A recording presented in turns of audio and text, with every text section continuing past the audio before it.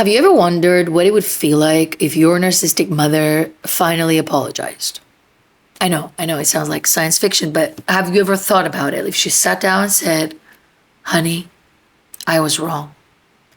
I shouldn't have treated you this way, and you deserved better. You're like, no way. But have you imagined of that? Like, and if you just think about it now, what would you say to her? Would you feel seen, validated, understood? Would you say, oh, mom, thank you. I like this. Oh, you did what you could. You're also a little girl. But I know this is very fantastical of a scenario. So if you're the child of a narcissistic parent, that not only sounds completely science fiction, but it is a probable fantasy of yours, which, in my opinion, I believe should have stayed a fantasy, should stay a fantasy forever. Because if that is to happen, unless it's genuine, which it is very unlikely that it will be if you have a narcissistic mother, it will confuse you even more. Now, today, what I'm going to do is read to you something that somebody sent to me when they had actually their narcissistic mother, their mother, apologize to them. And let's break it down. Okay, thank you. Okay, dear Evita, thank you very much for all your videos. Means a lot to me, and I believe a lot of people around the world. I have a question about the fact that I have a serious issue with my mom. She once told me that she was terribly sorry for how she treated me when I was little. So I replied that everyone probably had their own possibilities and abilities to deal with that time and time can't be turned back, and that she shouldn't torment herself over it anymore. She said, I don't even remember it anymore. And so, I don't think about it. So that's that. But the problem, this woman writes, is that she terrorizes me as an adult and thinks it's okay because that's what parents do and that I have to accept it. I warned her that if she continues, terrorize me on her door. I warned her that if she continues to treat me this way, I would end relationships with her because I can feel that it affects my mental health. And when I did this, she got offended and asked me to apologize to her. I did, because I didn't want any tension at the wedding. But 6 months later, she told my grandmother to pass me the message that my apology was insincere and that the only way she would forgive me for such cruel words, which she takes as renouncing her as a mother, is if I kneel in front of her. That's the moment where something died inside of me. Probably the hope for a better tomorrow with my parents. And I have no more energy to put in this. So I'm asking, is this actually the reason why we're talking about the past? Because they act all insane right now to all of us. We're listening to your videos and videos like that. Okay. A lot to address here, and I'm going to break it down so that hopefully this woman also sees this. I'm going to let her know through the email to check on it. And you also, rest of you, are learning from this too. Right, the mom did apologize, right? We have an apology here, apology issued. But you know who else apologizes? Every abuser in the world can apologize. And that doesn't mean that there's any changed behavior in it. But before I answer the actual question of this, I want to break down some things. Right, so we have the mother treats her bad as a child. She apologizes and the daughter responds with grace and compassion. Like, don't beat yourself. Don't feel bad about it. It's done. And then the daughter says, I would like you to respect me in the future. And the mother becomes offended for that boundary and then demands an apology. She gets the apology, rejects it, and then demands humiliation. Because as far as she's concerned, you challenge her authority, now you have to prove your loyalty. Actually, she wants to break you down. Can you imagine the level of emotional abuse If this is happening now when this woman is an adult, because she talks about wedding, can you imagine what happened when she was young, when she was a child? Right. To answer the question, first of all, I want to say this. When somebody apologizes, we are rushing to make them feel better about what they did. It would be better if we just listen to the apology and say, I accept your apology and I appreciate it. I appreciate you owning up for this. Like, I appreciate you apologizing. Before we rush into, it's okay, it's not. Obviously, it's not okay. That's why they're apologizing. Something happened. Give yourself the space to actually feel what it's like for somebody to apologize to you. So the first thing I would like you to start thinking about is when somebody, and if somebody apologizes, can I just sit with receiving an apology without making them feel better for what they did to me, for which I required an apology? First thing. Second thing, if I'm abusing you and telling you you have to take it because I'm your mother, I'm your father, I'm your husband, I'm still abusing you. And if I'm an adult, a woman adult, a female adult that thinks those who love me are allowed to abuse me, I'm going to sit through that abuse. If it can be my mother, father, lover, co-worker, boss, friends, anybody, it will be anybody.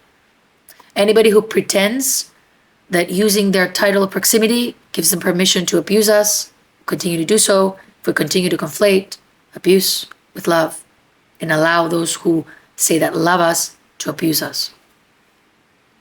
So we have to unlearn here what is abuse and what is love. And can love coexist with abuse? No, it cannot.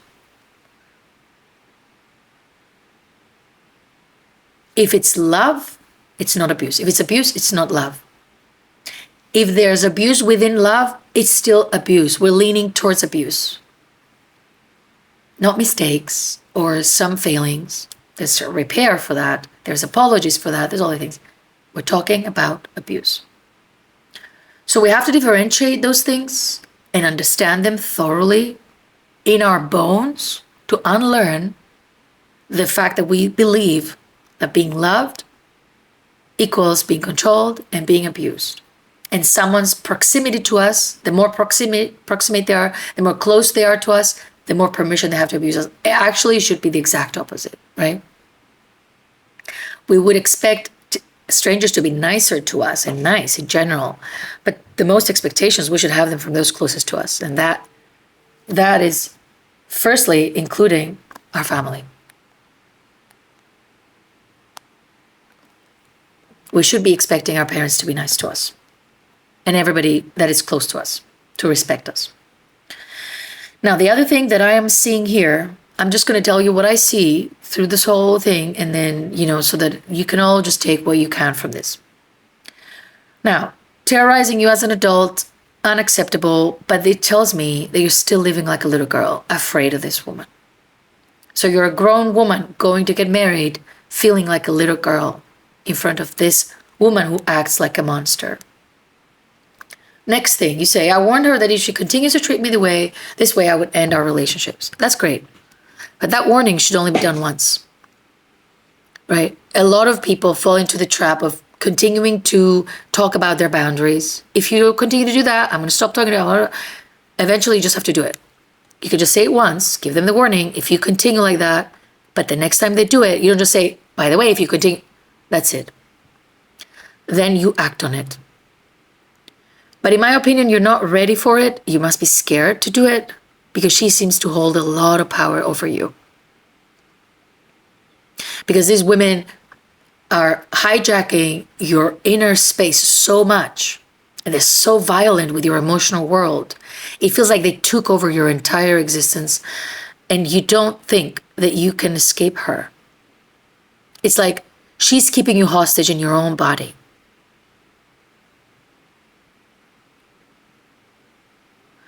Now, for you to choose your mental health and to create distance from this woman, it would be great.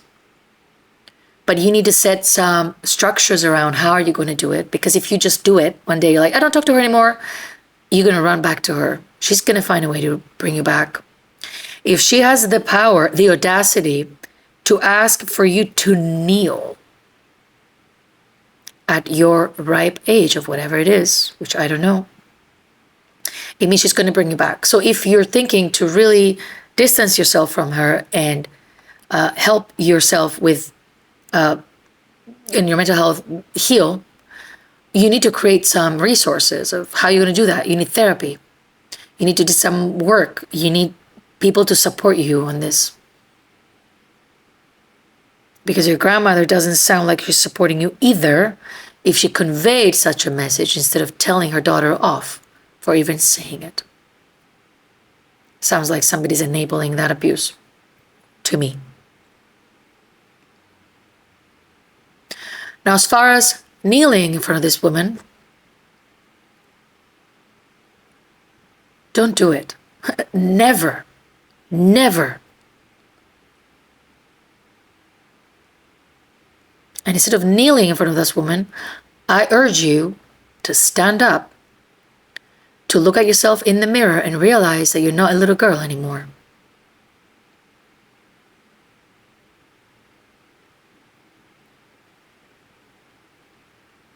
And then walk away. And there's a lot of work that needs to be done here, because if she's asking this now, you have probably been humiliated numerous times in your childhood, so much so that it becomes normal. It also sounds that you're questioning your reality. You don't know what's right, what's wrong, why we do what we do. You feel very confused. And that makes sense. It makes absolute sense. But as far as your main question about the reason why we have to talk about the past is so that we can clearly see what we're dealing with, right? Which is why when you get up and go be with yourself, you will see that this abuse and whatever's happening now that you said you don't remember, don't worry about it, I don't think about it, probably still lives there. Because if she's doing all that now, the past must have been horrible. My heart breaks to think what this woman did to you. How harshly she injured your vulnerable, sweet little self. So the reason we are talking about the past is so that we can see clearly who we are really dealing with. Because unlike this woman's letter, a lot of the narcissistic parents that you guys have, a lot of parents, may now not be as bad, although in my opinion, they get worse as they age. But it doesn't feel like they have so much power, right? For some of you. For a lot of you, they do. But the thing is, when you look at them when you were a child, you can see it full and clear. What did they do when you were vulnerable? What did they do when you couldn't defend yourself, when you couldn't walk away, when you didn't have resources, you didn't have a partner, you didn't have a job, you didn't have money? What did they do then when you were at their mercy? That's where you can really see who someone is. How they treat those they don't need and those that are in some sort of situation of vulnerability. Are they going to use them or protect them? So that's why we look at the past. We want to see who exactly are we dealing with, no matter what they're saying now. Who are we really dealing with? The person who did this and this and this, which is why I tell people, don't forgive and don't forget. You need to remember these things, because a lot of you see them now that they're growing old. They're like, yeah, but what? If you go back and you support these people as they grow old, they're going to continue to injure you. And what about your life? What about you? What about you? We don't feel worthy enough to think about you, all of us. We weren't taught that. But anyway, so when we see ourselves as children, it is very clear that what was happening was unnecessary. It was too cruel and too unnecessary. When we go there, we need to get angry. And when we get angry enough, even this suggestion that somebody makes to kneel is the most crazy. It's like a joke. It's like a joke. So I'm going to ask a few questions for the person who wrote this and for everybody who and anybody who identifies with this or resonates with it. Do you really need your mother's forgiveness? Do you really need your mother's love? Why do you still need your mother's approval? And why does this mother's approval, this woman's approval, matter so much to you? Unless you stop seeking her love, approval, and validation, you will continue to walk around this earth doing grown-up stuff, having kids, getting married, working, being an adult, but internally live as a little girl, wounded, begging for her mother's love. And this wound won't just stay between you and the mother, it will translate to every other area. The mother wound is the mother of all wounds. So we need to build our confidence, our self-trust, and we need to stand up for ourselves and gain a sense of pride, which again, you've probably been shamed out of it because we were told it's not nice to be proud of yourself. You're too arrogant. But you need to have enough pride and enough sense of worth and dignity to know that nobody in their right mind would ask you to kneel in front of them, to forgive you for what you did as a response to what they did to you. For you setting boundaries, really. How dare you? How dare you set boundaries? Horrible. So these parents are all over the place, it seems. And they have this fantasy, this grandiose fantasy. When we are trying to build our own lives and become independent, they resent that so much that their biggest fantasy is not to see us happy, is to see us coming back, crawling, injured, crying, begging. Because then they feel better than us. And that's when they'll, again, step on our throat and control us all over again. So if we want to be free, we need to stop looking for these parents, to stop needing them, to stop wanting their love. We need to heal the inner girl that keeps trying to gain love from these parents and grow her into the grown woman that we are today, who knows she's worthy of empathy, kindness, respect. And yes, she's proud of herself too. Proud enough to know that if somebody asks you to kneel in front of them,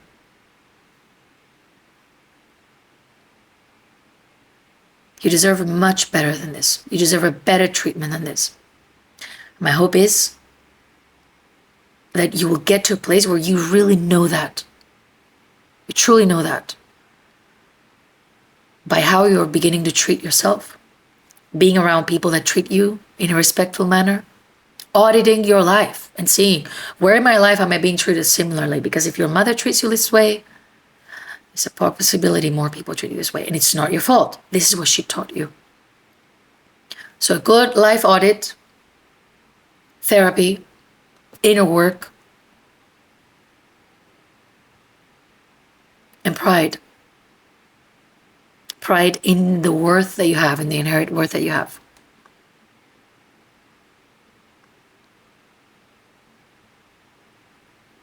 And as a bonus, get angry and stay angry long enough to create enough distance to remember that you're a worthy human being since day one. She just never taught you that, unfortunately. But you will do that for yourself now, won't you? I'll see you guys soon.